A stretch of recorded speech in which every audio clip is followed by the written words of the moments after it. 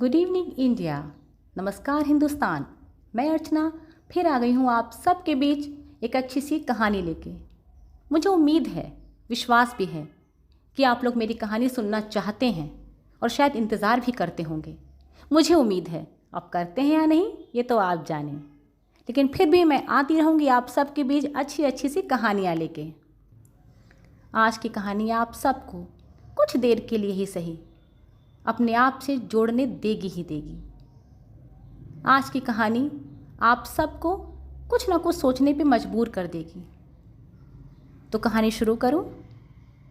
कहानी कुछ यूं है। सफ़ेद सलवार कमीज़, उस पर काले रंग की डॉट्स, एक गोरी सी लड़की, चेहरा चांद सा चमकता और रोशनी सा दमकता। कॉलेज का पहला दिन, हंसती मुस्काती बिंदास सी कॉलेज आई। हम 5 सहेलियां पहली बार एक दूजे से मिले और दोस्ती हो गई। लेकिन उसकी बात अलग थी। नाम था पारुल। नाम काल्पनिक है।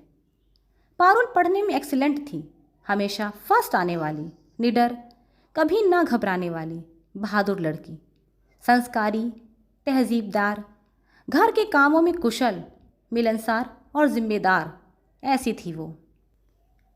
उसकी इसी जिम्मेदारी निभाने की आदत ने उसे अधूरा सा कर दिया। हम सब ने ग्रेजुएशन कंप्लीट किया, पोस्ट ग्रेजुएशन में एडमिशन लिया। फर्स्ट ईयर में पारुल के पिता को कैंसर हो गया। वो एक अच्छी सरकारी नौकरी में थे।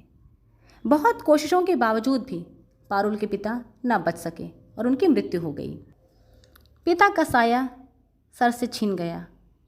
पारुल पे क्या बीती होगी, ये वही सोच सकता है, वही इसका अनुभव कर सकता है जिसके सर से पिता का साया छिन गया हो। एक तरफ पिता की कमी, दूसरी ओर विधवा माँ की हालत और तीसरी ओर एक छोटी बहन और 3 छोटे भाइयों की जिम्मेदारी। उस परी के जादू की छड़ी को जैसे नज़र से लग गई। पिता नौकरी में रहते हुए स्वर्गवासी हो गए, जिसके तहत पारुल को मृतक आश्रित के रूप में नौकरी मिलने की बात चली। माँ की इच्छा थी कि बड़े बेटे को यह नौकरी मिल जाए। पारुल से पूछा गया, क्योंकि वह बड़ी बेटी थी। पारुल ने भी अपनी रजामंदी दे दी कि छोटे भाई को नौकरी मिलेगी।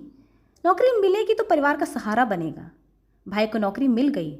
नौकरी मिलते ही उसने प्रेम विवाह कर लिया और परिवार की सारी जिम्मेदारियों से मुंह मोड़ लिया और अलग रहने लगा। अब माँ की थोड़ी सी पेंशन में कहाँ काम चल रहा था। भाई ने एक पल के लिए भी ये न सोचा कि बड़ी बहन की शादी की जिम्मेदारी पहले है। छोटा होके उसने पहले अपने विषय में सोचा। पारुल ने ट्यूशन पढ़ा के अपने पैसों से लॉ किया। 3 साल तो लॉ में गुजर गए। ट्यूशन पढ़ा के जिम्मेदारियां पूरी करती रही। जैसे ही लॉ कंप्लीट हुआ, फिर कोरोना आ गया। ना कोई काम, ना कचहरी। पैसों के रास्ते बंद हो गए थे। कोरोना के बाद भाई को किसी तरह से कुछ प्रोफेशनल कोर्सेज कराए और प्राइवेट काम में लग गया। वो भी काम करने के लिए दूसरे शहर चला गया। कोई नहीं सोच रहा था कि पारुल की जिम्मेदारियां किस पर हैं, कौन पूरी करेगा। अचानक कुछ ऐसा हुआ कि पारुल का मन और टूट गया।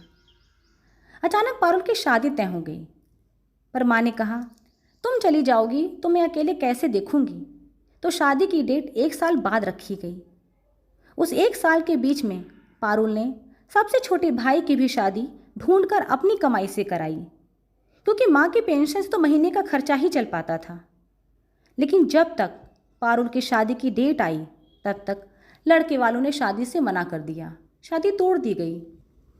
फिर माँ ने कहा, अब छोटी बहन ही तो बची है, उसे भी पार लगा दो, और कौन करेगा तुम्हारे सिवा। छोटी बहन को भी पढ़ा लिखा कर उसकी शादी करा दी गई। सब जिम्मेदारियां पूरी हो गईं, पर पारुल के चेहरे पर चमक दोबारा नहीं आई। उसकी शादी नहीं हुई, ये दुख का विषय नहीं है। बहुत से लोग नहीं करते। दुख का विषय ये है कि किसी ने उसके बारे में सोचा ही नहीं। उसके मन, उसकी भावनाएं, उसकी पसंद कोई मायने नहीं रखती थी किसी के लिए। जिंदगी अधूरी इसीलिए नहीं है कि जीवन साथी नहीं है। जिंदगी अधूरी इसलिए है कि कोई साथी नहीं है। पारुल जैसे लोगों को कोई तीर्थ करने या कुंभ नहाने की ज़रूरत है क्या? ईश्वर स्वयं प्रणाम करते होंगे अपनी बनाई इस कृति को। तो ये कहानी आपको कैसी लगी मुझे प्लीज़ प्लीज़ प्लीज़ ज़रूर कमेंट कीजिए। आप लोगों के कमेंट, आप लोगों के एडवाइस का मुझे इंतज़ार रहता है। अगर आप लोग अपनी एडवाइस नहीं देंगे तो मुझे समझ में नहीं आएगा कि मैं क्या करूं, कैसे करूं। तो प्लीज़ अगर आप लोग को अच्छा लगता है तो प्लीज़ मुझे लाइक कीजिए, मेरी वीडियोस को शेयर कीजिए, ज़्यादा से ज़्यादा सब्सक्राइब कीजिए। Please please please. स्वस्थ रहिए, मस्त रहिए, खुश रहिए। हैव अ नाइस टाइम और अर्चना को याद करते रहिए।